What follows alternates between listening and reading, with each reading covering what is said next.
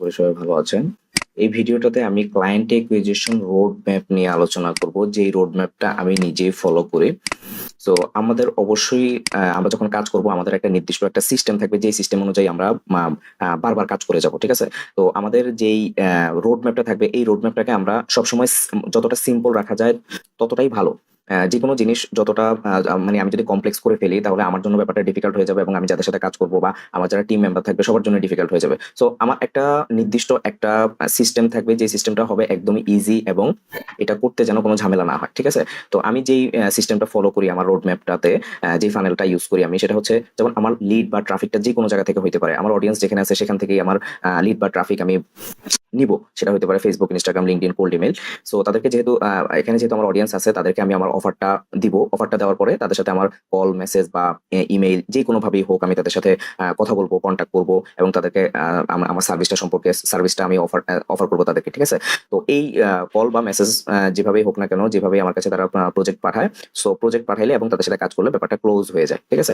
তো ক্লোজ হয়ে গেলে আমি তাদেরকে একটা পার্সোনাল নেটওয়ার্কে আমি অ্যাড করে নিব ফর ফিউচারে আমি তাদের সাথে কাজ করার জন্য, এবং ফিউচারে আমি আস্তে আস্তে তাদের সাথে একটা রিলেশনশিপ বিল্ড আপ করার জন্য কি করব, আমি তাদেরকে পার্সোনাল একটা নেটওয়ার্কে অ্যাড করে নিব। সেটা হতে পারে স্ল্যাক, হোয়াটসঅ্যাপ, বা যেটাতে ক্লায়েন্ট কমফোর্ট ফিল করে বা আমি এবং আমার ক্লায়েন্ট দুইজনেই কমফোর্ট ফিল করি, ঠিক আছে?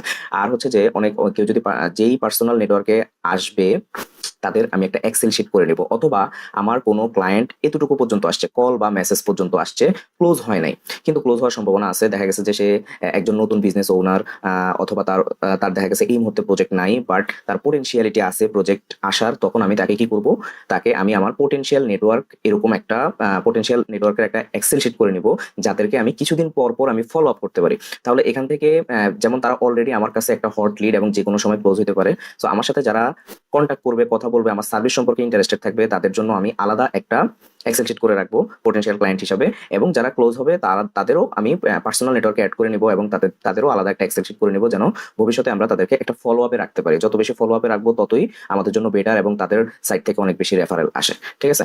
এটা একটা সিম্পল ফর্মুলা, এখানে কমপ্লেক্সিটির কিছু নাই, ঠিক আছে? তো অনেকে আছে যে ব্যাপারগুলোকে ঘোলাই ফেলে। সো একটা সিস্টেম যদি আমরা ফলো করি, এই সিস্টেমটা ফলো করলে আমাদের জন্য কাজ করতে খুব সুবিধা হবে। যেমন আমি যদি দেখাই, যেমন আমার লিঙ্কডইন নেটওয়ার্কে, এটা আমার পুরনো একটা ক্যাম্পেইন, এখানে প্রায় আমার 250 লিড আছে ভিতরে সেট করা। তো এদের সাথে দেখা গেছে যে আমি কথা বলেছি বা কোনো একটা পরিমাণ কাজ করেছি, এই জন্য এদেরকে আমার সেভাবে আলাদাভাবে আমি সরাই রাখছি, আলাদা একটা এক্সেল শিট করে রাখছি। এবং আমি কিছুদিন পর পরই 2 মাস বা 1 মাস বা 3 মাস পর পর আমি তাদেরকে ফলো আপ সিকোয়েন্স পাঠাই, এবং এইগুলোর ওপেন রেট, তারপরে ক্লিক রেট, রিপ্লাই রেট খুব হাই থাকে, ঠিক আছে? সো যখন আমরা একটা সিস্টেম ফলো করবো, এই সিস্টেমটা ফলো করলে আমাদের লং টার্ম একটা বেনিফিট আছে। আমরা আমাদের লিডগুলো কালেক্ট করে রাখবো সব জায়গা থেকে, এবং পোটেনশিয়াল যারা লিড থাকবে তাদের সাথে আমরা এঙ্গেজ থাকবো।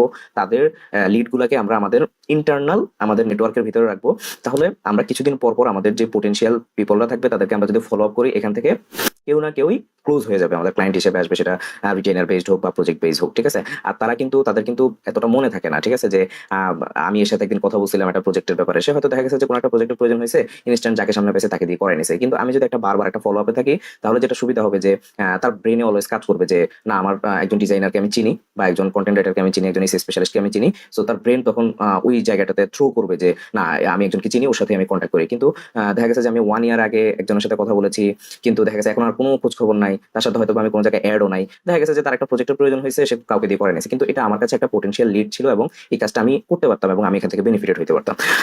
তাই আমরা যখনই কোনো একটা পোটেনশিয়াল একটা প্রসপেক্ট পাবো বা পোটেনশিয়াল যেই লিডগুলো আমরা পাবো, যারা আমাদের সাথে অলরেডি কাজ করেছে, করছে, এবং কথা হয়েছে, কাজ হয় নাই, তারা আমার প্রজেক্টের ব্যাপারে, তারা আমার সার্ভিসের ব্যাপারে ইন্টারেস্টেড ছিল, যেই পর্যায়ে থাকুক না কেন, তাদেরকে আমরা একটা নেটওয়ার্কে অ্যাড করে নেব, অথবা আমাদের এক্সেল শিটে তাদের জন্য একটা এক্সেল শিট করে রাখবো তাদের ডাটাগুলো, যেন আমরা কিছুদিন পর পর তাদেরকে একটা ফলো আপে রাখতে পারি, কারণ এই লিডগুলো আমাদের খুবই হট লিড, ঠিক আছে?